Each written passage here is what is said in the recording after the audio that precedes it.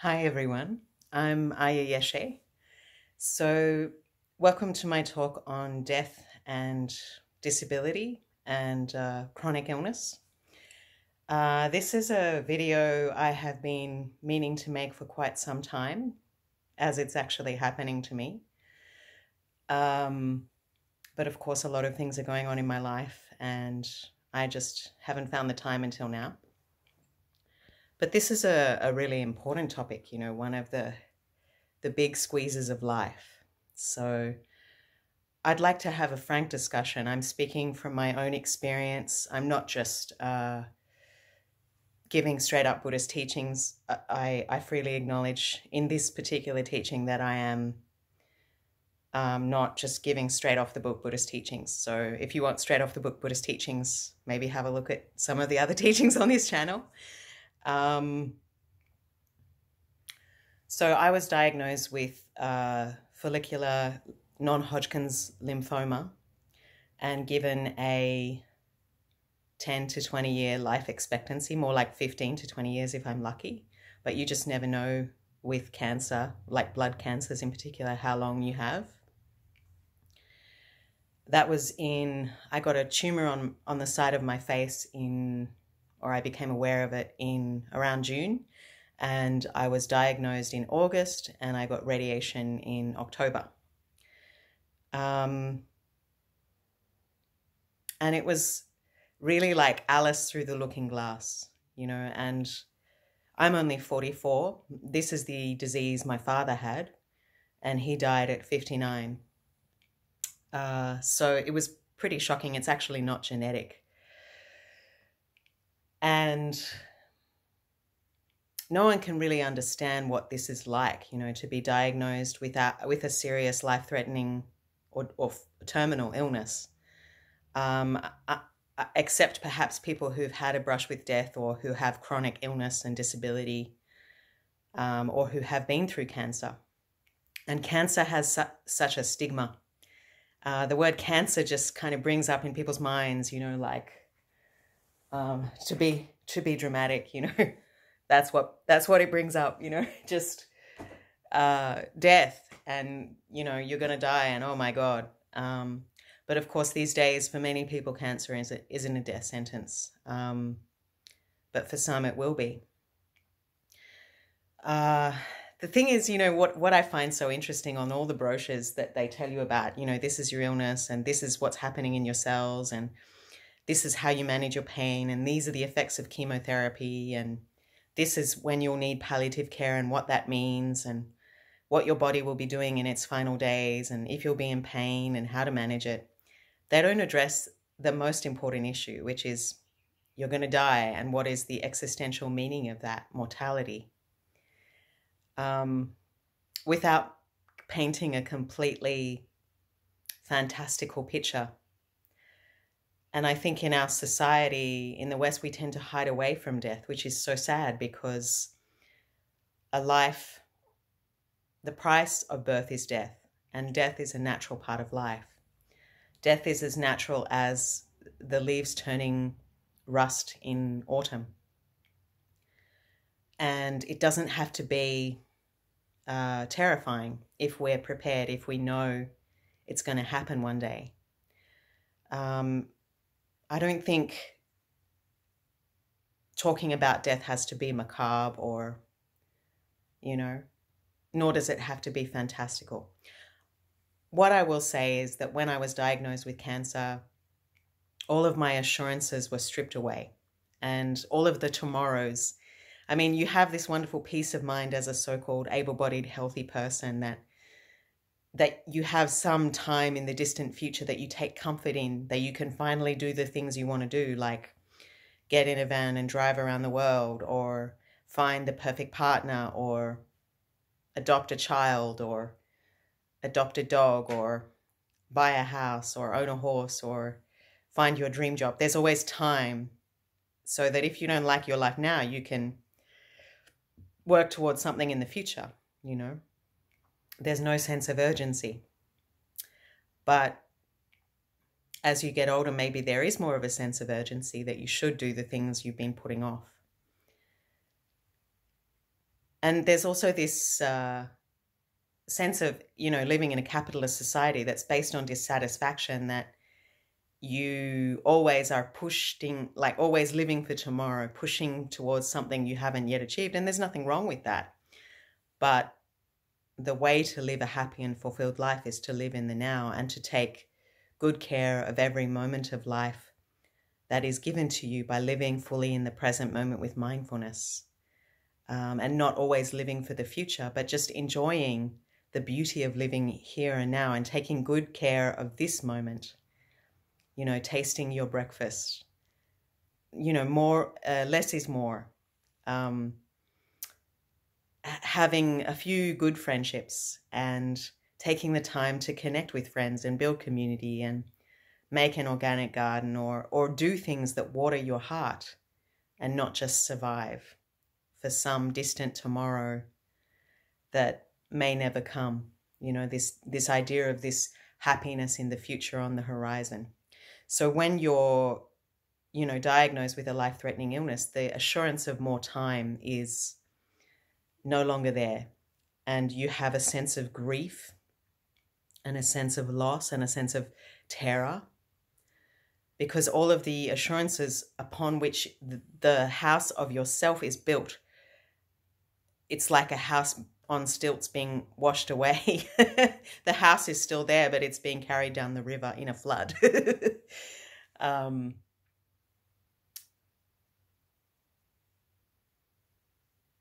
And for me, it's interesting because I have spent a lot of my life struggling with homelessness, because the Buddhist community doesn't support Buddhist monastics very well in the West. We have a 90% disrobing rate in my tradition, and Tibetan lamas just ordain us and then abandon us. And, I finally got a monastery. I finally bought a monastery this year, after 20 years of saving and struggling. And what it showed me was that what I always knew, that material things don't mean a lot. You can't take them with you. I mean, it means a lot to a person who doesn't have enough, right? A basic standard of living means a lot. But beyond that, do you need to renovate for the 5th time? Do you really need that in-ground swimming pool? Will Gucci take away your sense of not being good enough? You realize that those things don't really matter, and that life is never going to be perfect. You're never going to fully get it together. So you have to embrace the imperfection of life in the here and now and live your best life now, not at some future date, and not invest your time in people who don't really care about you. People who are not, and I just realized there is a need to be completely sincere about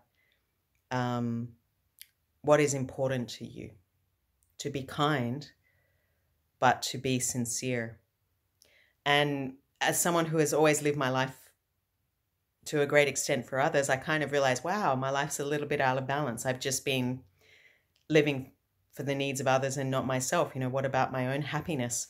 Suddenly the scope of my awareness was just on me, because, I was in a kind of crisis.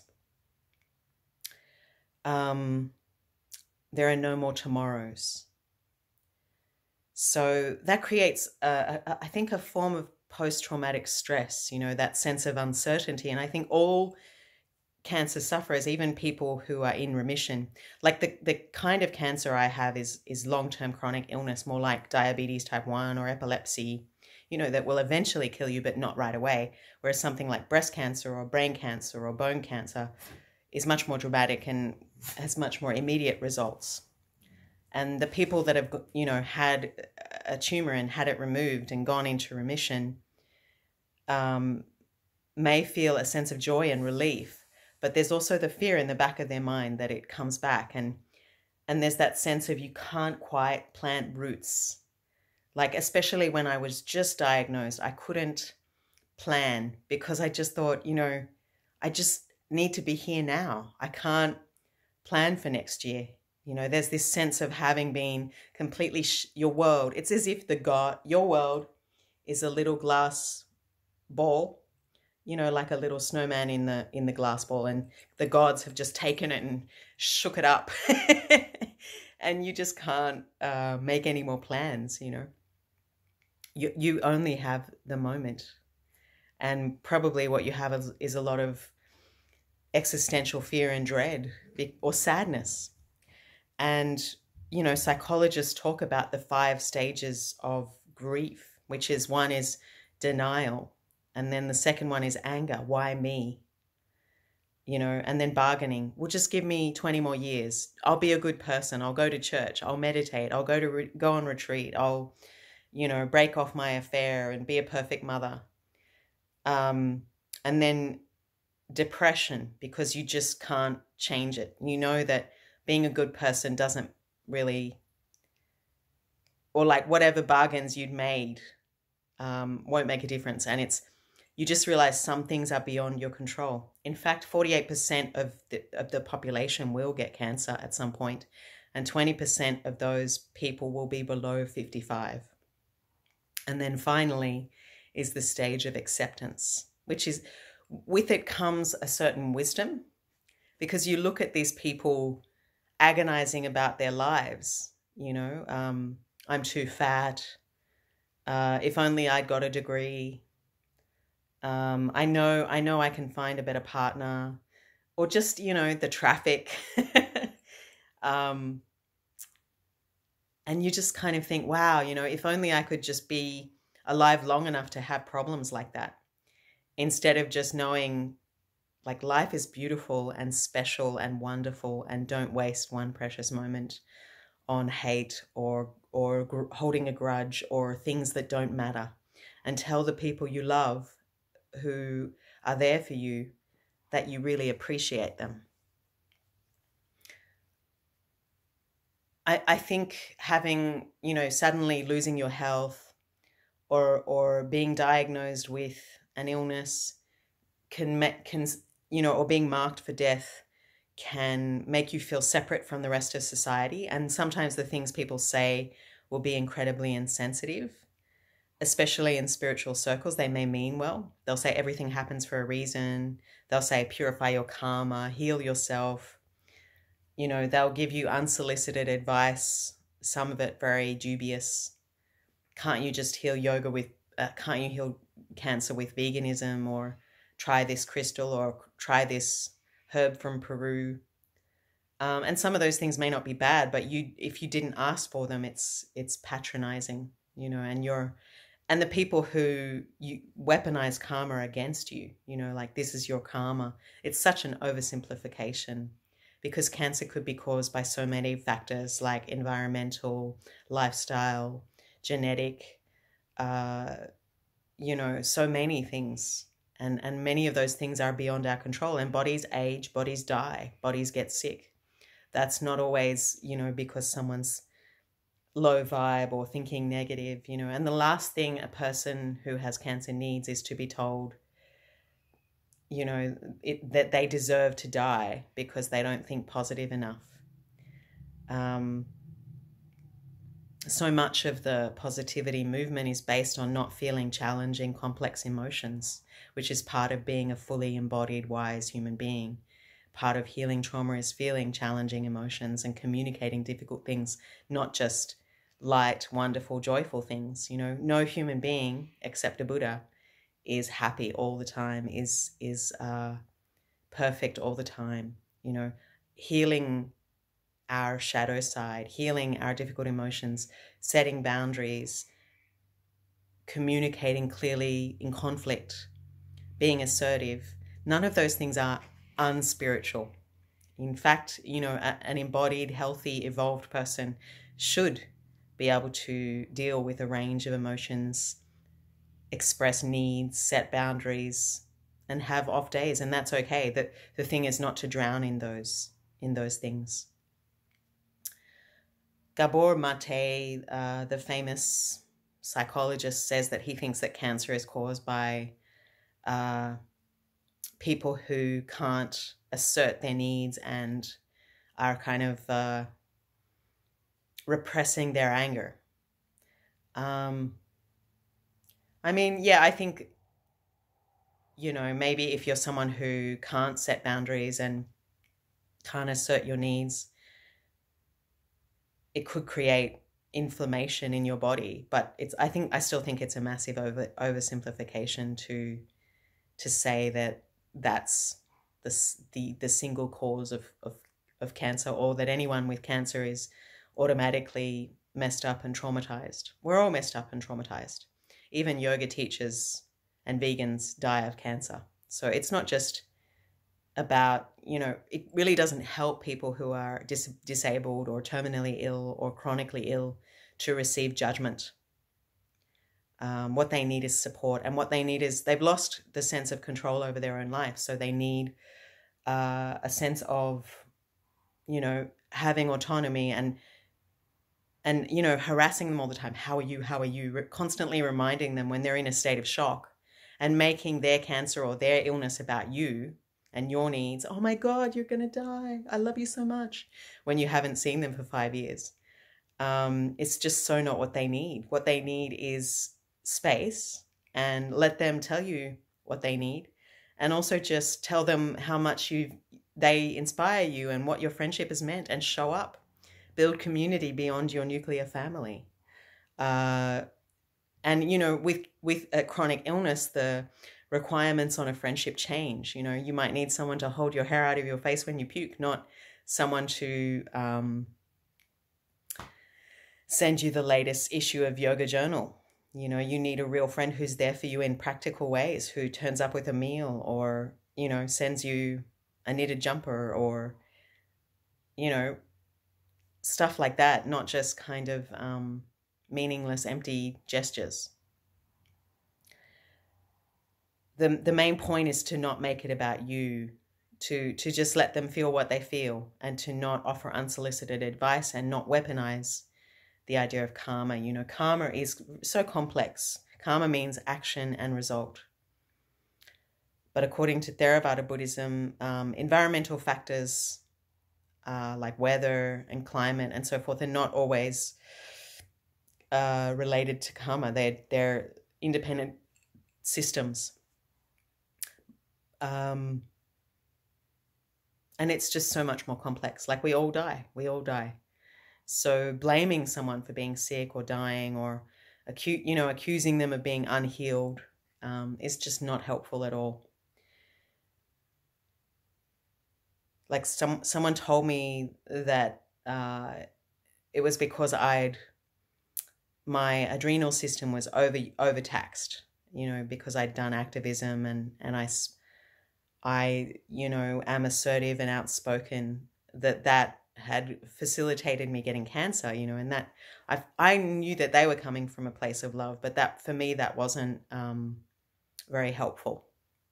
And it just made me feel ashamed of, or not ashamed, but like that I hadn't lived in a good way, and made me have a sense of doubting myself, about the way I've lived.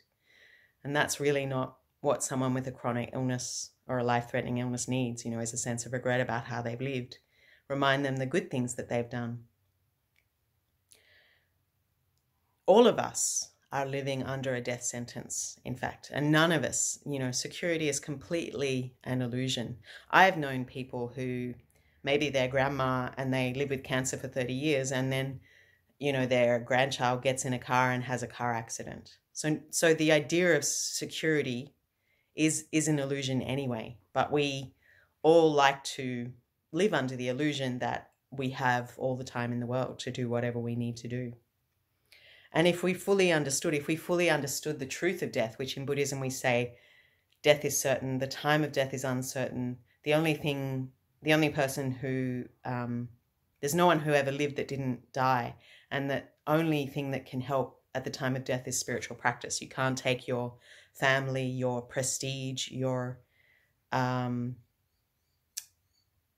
money with you. You can only take the good karma you've made and your spiritual development. And I think, a certain kind of peace of mind knowing you lived your best life, you were kind to people. Of course, it's natural to have a sense of sadness and a sense of regret about how we've lived, if we're especially young and getting a diagnosis like like a disability or a degenerative disease. But regret doesn't help, so try to come into the present moment. And if you need to reorientate how you're living or who you're hanging out with, then do it. And don't be ashamed of it. Don't be ashamed of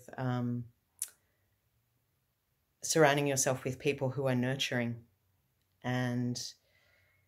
Or for myself, I guess in truth, I am a little disappointed by community. I feel sometimes failed by community in the West. After I've given these teachings for years and done so much work in the slums of India, and I'm lucky if I can get someone to turn up to offer a meal for a monastic maybe four times a year. And I just speak about women being equal, but I'm considered outrageous and kind of like an apostate for simply telling the truth that sexual abuse is a problem, patriarchy is a problem, and that we have no support. Just for asking for basic human rights, I'm seen as an outrageous, outspoken feminist, just for pointing out that men abuse their power and that women still don't have equality for the systems that they put more energy into than men. It's sad that I'm seen as an outrageous person when what I'm asking for is so basic, basic human rights, to acknowledge women's experience in religion, especially Buddhism, that women are the main contributors, the main stakeholders in Buddhist communities, the ones running Buddhist communities, but they don't have equal power, equal resources, equal leadership roles. And when they become renunciates, they don't have the same level of support as monks. In many places, they can't gain full ordination, even though so much research has been done to show that full ordination for women can be revived in Theravada and Mahayana. And unbroken lineage in China exists, and in Korea. So it's sad. I feel disappointed by community. So I think of that saying by that wonderful Christian nun, Australian Christian nun, who was Mary MacKillop, who was actually, before being canonized by the Catholic Church, was kicked out of the Catholic Church. And she said, I've always felt the presence of divine love. When storms rage, when persecutions threaten, I quietly creep into its deeper bliss, and securely sheltered there my soul is at ease. Though my body is tossed upon the waves of a cold and uncaring world, if you have charity in your heart, you need never fear. So samsara, people, relationships, capitalism are all disappointing. And that's okay. Life will break your heart, and that's okay, because that in the breaking open of your heart, you may find a deeper love, an evergreen refuge of peace. When you understand that no conditioned thing can be a refuge, you may wake up to a more timeless, boundless refuge. But, that's a big goal, and we don't always get that. We don't always feel inspired by that. So in terms of what the Buddhist teachings are on death, we say that contemplating death is something you should do frequently so that you are motivated to practice and so that you touch what is truly important in life, so that you don't lose yourself in the material world, because it's so easy to just spend all your time trying to survive, and trying to get better and better levels of comfort. So as soon as you have a basic level of survival, pull back from your consumption. One, it's bad for the planet. And two, it makes us unhappy. Just endlessly working, it's exhausting. Unless you're someone who's blessed to have a career they really like. Most of us don't feel particularly satisfied, just endlessly making money. And I know that there are people who are struggling for a basic level of survival. And I'm not talking about that. There's nothing wrong with that. We all need basic food, shelter, medicine, and so forth. They really should be a basic human right. Yeah. But, contemplating death, that you can die at any time, that you can't take what you have with you, comes to everyone, and that only spiritual practice helps. You live and you reorientate your life. And that's why I had a friend he was a lovely man. He died about 20 years ago, and he actually said that cancer, I think he got bowel cancer or something, and he found out maybe that he had cancer, and within a year he was dead. But he was so at peace because he just realized that nothing else mattered except being kind and being fully present to life. And he just started meditating for hours every day. And he called cancer a gift. Whether you see cancer as a gift or not is up to you. I wouldn't put anything on someone. Personally, I think cancer sucks and death is hard and scary. And it shouldn't take cancer to, make you see that life is precious and wonderful, and that you should stop wasting time hating yourself and try to make the best of your life. But, or overthinking or investing in things and people that don't care about you or that don't nourish your heart. But yeah, I think in some ways terminal illness or challenges can be, or even disability. I have a friend in a wheelchair who has said that he feels he's got more time to think about life because he can't just easily participate in what everyone else does. He has more time to be a contemplative, and to think about what really matters, and when someone actually does come and see you and helps you, you feel a sense of gratitude. Not that you really should feel obligated, but it does make you grateful for the little things. And it does remind you of what really matters, to invest in people, not things, or at least you see that people are flawed and communities are flawed, but to do fewer things and do them well and try to find happiness and live simply, and do no harm, and seek wisdom and truth, but don't miss the wood for the trees, if you know what I mean. I remember when I was young, my father's death created an existential crisis for me that led me to leaving home at 15, becoming a hippie, traveling to India at 17 and finding Buddhism. And I don't regret that. I think his death was a wake-up call for me and made me live my life fully. It made me see, well, if I want to travel, I've got to travel now because I just don't know when I'm going to die. Or if I want to make a difference, I've got to make a difference now because I just don't know how long I have. Life is too short to live in ways that are not resonant with your own heart, where you're not completely sincere. You're living according to others' expectations rather than who you really are. Of course, if who you really are is a terrible person, you might need to refine that.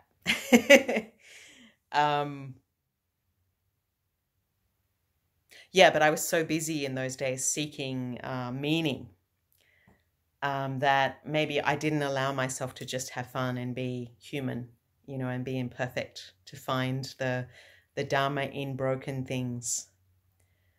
But sometimes, things are imperfect and hearts have to break. And sometimes hearts breaking can be like the butterfly emerging from the cocoon, the untrue gives way to the more true.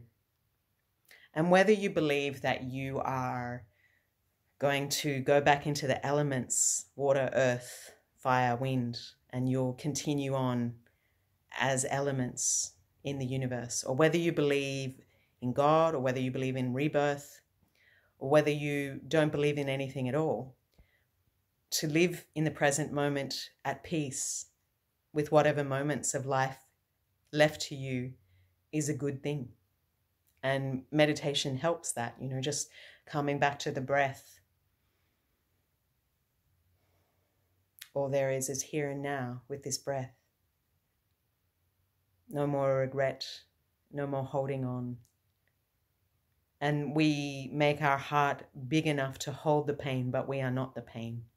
We don't hold on anymore, because we have the joy, but we don't need to possess the joy.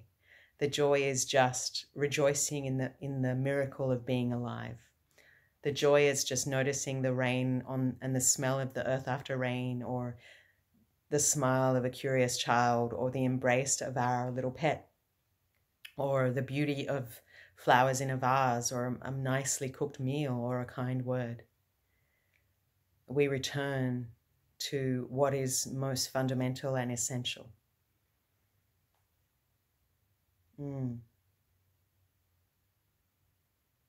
Because we have no more assurances. In terms of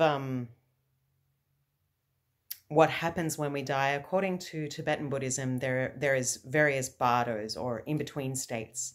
There is the bardo of this life, the bardo of the moment before death, the bardo of the clear light, and the in-between state, and the bardo of becoming, and the bardo of future lives. I'm just being a bit rough here, because forgive me if I made a mistake. But Tibetans view death as an opportunity to find a better rebirth, a bit like a big shopping mall or a big office building where you try to, find a better office. And they think that first the elements dissolve. Like first your sense of gravity dissolves. You can't walk anymore. Then earth dissolves into water. Water dissolves into fire. Then you sweat a lot. You become very hot. The heat withdraws into the heart. And then fire dissolves into air, and air dissolves into space. And I've actually seen this with people who are dying, and there's that moment when the veils between the worlds arise, when a child is born or when someone passes away. It can be a profoundly spiritual time. And, if at that time you can play some sacred music, you can meditate, you can be in a peaceful state, you can have a friend reading some passage that you find meaningful, it can be a good thing. If you can try to manage your pain but still have a clear mind, it's also a good thing. And to just be present and be curious with the process of dying. It's sad. I know it's sad. This world is beautiful. It's sad to leave it. But it's just something we can't control, so we have to make peace with it. So how are we going to embrace becoming a rust leaf? And falling as gracefully as a leaf,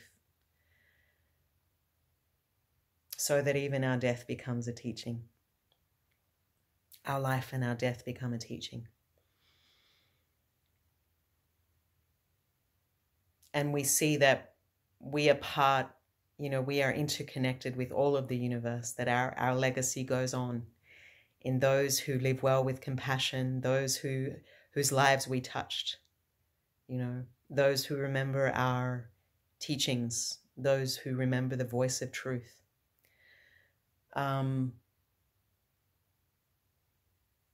Like Thich Nhat Hanh said, when I feel a cool breeze, I remember my mother. When I taste a cookie, I remember my mother. When I live well, I remember my mother. My mother is the cool breeze. My mother is part of the whole universe now. And I found that profoundly beautiful, when you think of them as not gone, but just transformed. And you are your loved one's continuation. But so continuing on with the bardos, you die, and then there's a moment where your mind could merge with the clear light. Your mind becomes very refined, free of the body. But usually we feel afraid of the dawning of the clear light, and we continue to roam in this cycle of birth and death in the 6 realms of existence. The 6 realms are various places we could be reborn, which we're mostly propelled by karma. But if we're not afraid and we try to rest in the natural nature of mind and just remain present, we might merge with the clear light and become awakened. This is in the Tibetan Book of the Dead. The best translation is by Shambhala, and there's some interesting commentary in the back of the Tibetan Book of the Dead, in the version by Shambhala. There's also prayers you can say. For Tibetan Buddhists or people who like Mahayana Buddhism, praying to Amitabha Buddha, imagining this red Buddha, this Buddha of limitless light, this archetype, a bodhisattva who made a vow to help beings cross the state between this life and the next, is a good thing. His red in color looks like the Buddha, and his mantra is Om Amideva Shri, and you imagine a golden light and the person you love or yourself walking into his heart, merging with his consciousness and resting in limitless awareness. This is not a god. This is just an archetype of the awakening you yourself can attain. And then it's good to be quiet around the person who's dying, not to cry, and to let them rest as long as possible after they pass away without touching them. And if you have to move the body, touch the top of the head first and say mantras. It's a good idea to invite monks and teachers and Sangha members to say prayers for the deceased person and to not gossip, to not argue about money. And then over the following days, do some pujas, do some good deeds on their behalf, donate to charity, give food to monks, keep the environment of the home very peaceful. The person will be floating around and they can read your mind. So it's good to do spiritual practice on their behalf and to talk about the good things they did in their life. They say in the first part of the 49 days, the person is kind of floating around, looking at their life and saying goodbye to their loved ones. And then in the next part of the 49 days, their consciousness is driven by karma towards a rebirth. So all these various realms will appear with a different kind of light. And at the same time, the Buddha of that realm, one of the Dhyani Buddhas, will appear representing a state of wisdom. So if you can head towards one of the 5 Dhyani Buddhas, white Vairocana, green Amoghasiddhi, blue Vajradhara, I think.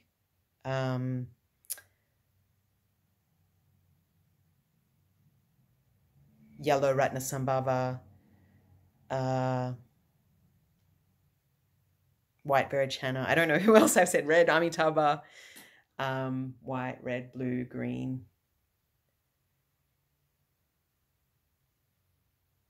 Anyway, you can read about it. Sorry. And these 5 wisdoms will be appearing alongside one of the 6 realms. The best realm to look for is the blue realm. Akshobhya, is the Buddha that appears with the blue realm, and it's hatred transformed into the mirror-like wisdom, which is the realm of the human rebirth. And human rebirth has the best conditions for practice. And make aspirations, may I realize liberation upon hearing in the Bardo, Buddhas and Bodhisattvas. I am crossing this dangerous pathway of the Bardo. I take refuge in you. Please help me cross the dangerous pathway of the Bardo. May I realize Buddhahood. May I, or if I cannot do that, may I be born in Amitabha's Pure Land, Dewa Chen.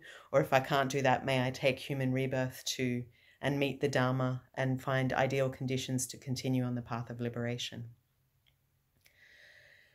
Other traditions of Buddhism don't really have bardos. They just kind of believe that after a certain amount of time you take a rebirth. Actually, even in Tibetan Buddhism, it could even be years, but usually it's up to 49 days. Sometimes it's instantaneous.